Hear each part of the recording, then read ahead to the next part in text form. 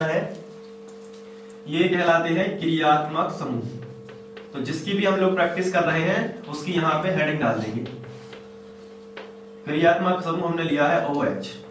अब OH के दो नाम होते हैं।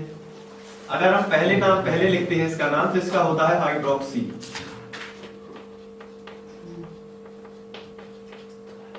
बाद में लिखते हैं तो इसका नाम होता है ऑल। अब आपको कुछ समझ में नहीं आ रहा होगा कि हाइड्रोक्सी ऑल आखिर है क्या, लेकिन अभी थोड़ी देर बाद जब हम लोग प्रैक्टिस करेंगे तो इसका आपको अच्छे से समझ में आ जाएगा कि इसका मतलब क्या है।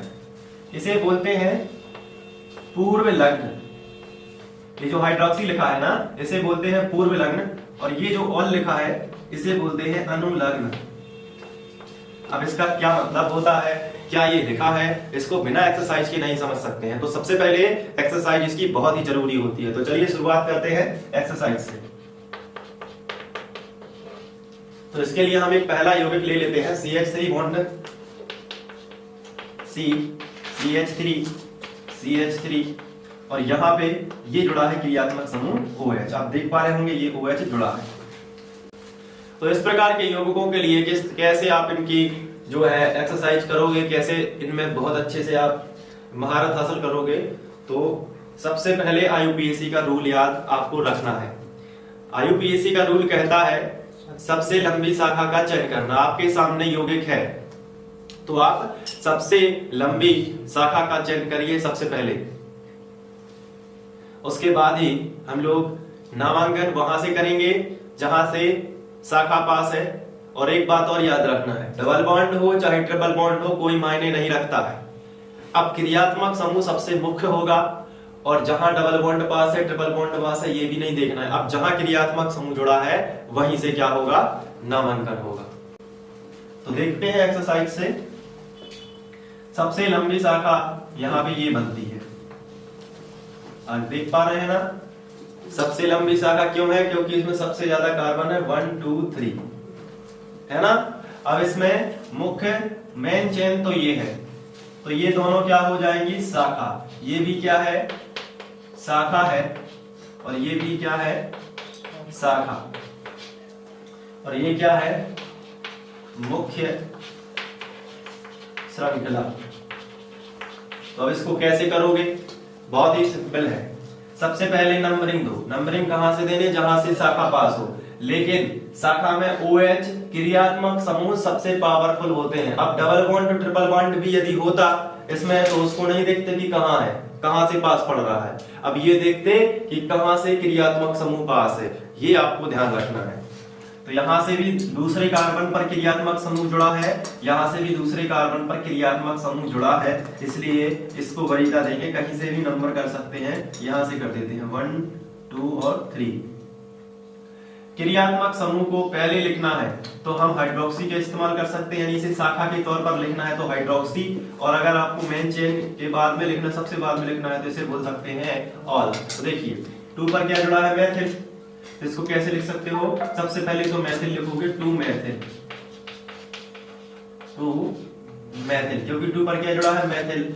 इसके बाद आप अब इस क्रियात्मक समूह को सबसे बाद में यदि लिखना है तब का नामकरण देखिए। ये क्या है, मेथ एथ प्रो। कितने कार्बन है, 3 कार्बन। 3 कार्बन को क्या बोलते हैं, प्रो। सिंगल बॉन्ड है ना सभी जगह, तो क्या होगा, एन, तो प्रोपेन हो जाएगा। और 2 पर क्या जुड़ा है, OH, तो 2 और OH के लिए बोलते हैं ऑल। इसका नाम ये हो जाएगा 2 मेथिल प्रोपेन 2 ऑल। तो आप सोच रहे होंगे कि ऑल का इस्तेमाल हो गया है, हाइड्रोक्सी कब लगेगा। तो हाइड्रोक्सी देखिए कब लगेगा, जब ये प्रोपेन के पहले OH का नाम लिखना है। यदि ये सबसे आखिरी में लिखा है इसे बोलते हैं अनुलग्न। अगर ये पूर्व में लग जाए तो इसे बोलते हैं पूर्व लग्न। समझ में आया कि नहीं। तो पूर्व में कैसे लग सकता था, इसका दूसरा नाम देखो यहाँ पे। सबसे पहले मेथिल M से शुरू होता है और हाइड्रोक्सी H से शुरू होता है। अंग्रेजी वर्णमाला में कौन पहले आता है, M की H? H पहले आता है कि M? अच्छे से देखो, H आता है। तो क्या लिखोगे, 2 हाइड्रोक्सी।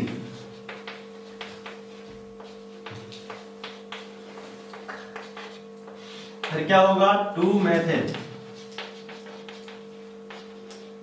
फिर क्या होगा, प्रोपेन।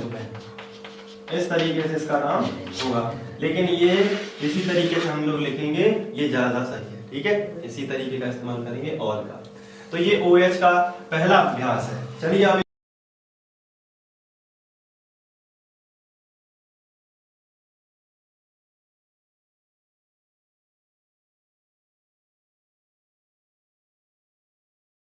चलिए इसका नामकरण आपको करना है।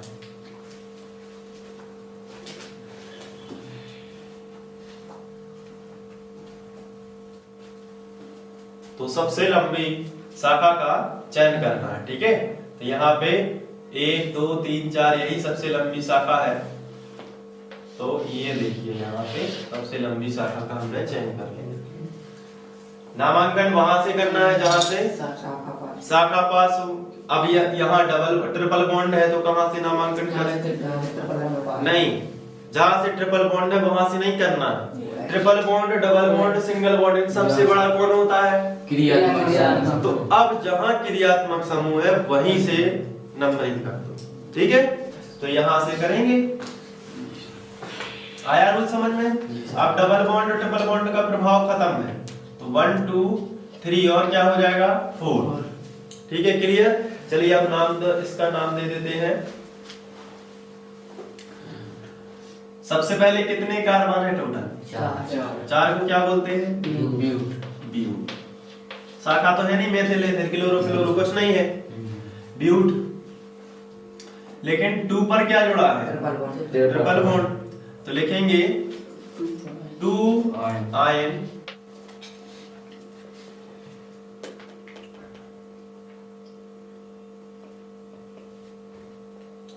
क्लियर हुआ? चलिए अब एक्सरसाइज करते हैं 3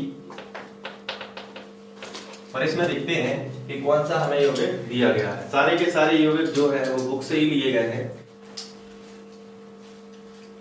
तो कैसे करेंगे वो आपको बड़े ध्यान से करना है।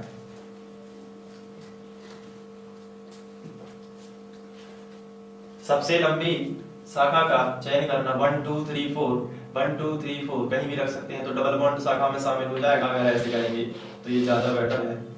तो इस तरीके से अब नंबरिंग कहां से करेंगे? इस तरफ से कि बताओ? इस तरफ से। इस तरफ से जहां से क्रियात्मक समूह पास है। डबल बॉन्ड को वरीयता आप नहीं देंगे, सबसे बड़ा कौन? क्रियात्मक समूह। तो 1 2 3 और 4 क्लियर हुआ? चलिए अब इसका नाम देंगे। तो सबसे पहले 3 पर क्या जुड़ा है? मेथिल। शाखा को पहले निपटा दो, 3 मेथिल। फिर क्या होगा बताइए? अब 3 पर इन भी है, इन है ना, तो पहले के 4 कार्बन को क्या बोलते हैं? ब्यूट।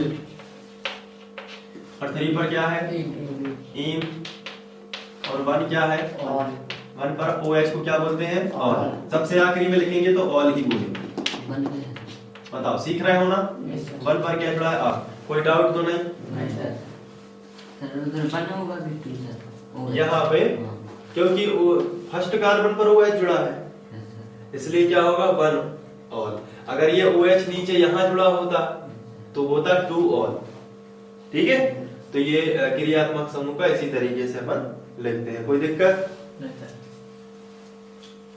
चलिए अब एक्सरसाइज कौन सी करते हैं? 4th नंबर की। ये सब आप करते जाइए, बस प्रैक्टिस होगी तो आप सबसे अच्छा कर पाएंगे।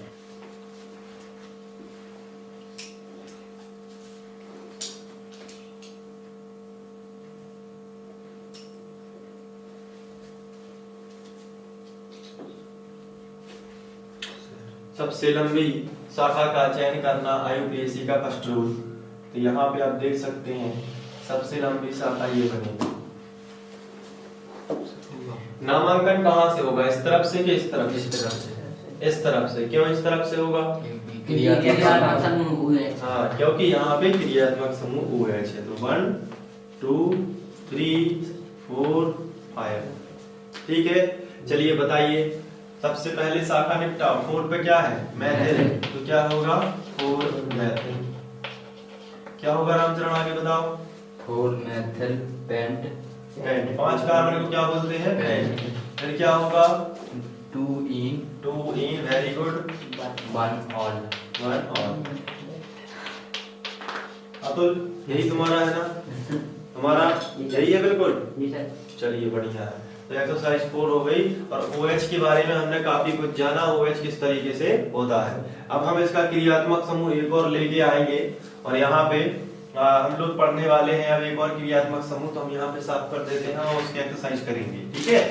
धीरे धीरे आप पे बनने लगेगी सब, अचानक से कोई भी चीज नहीं बनती है, जितनी ज्यादा प्रैक्टिस करोगे तभी आप पे बनेगी, ठीक है। अचानक से बहुत सारे क्रियात्मक समूह लिखवाने का कोई मतलब नहीं।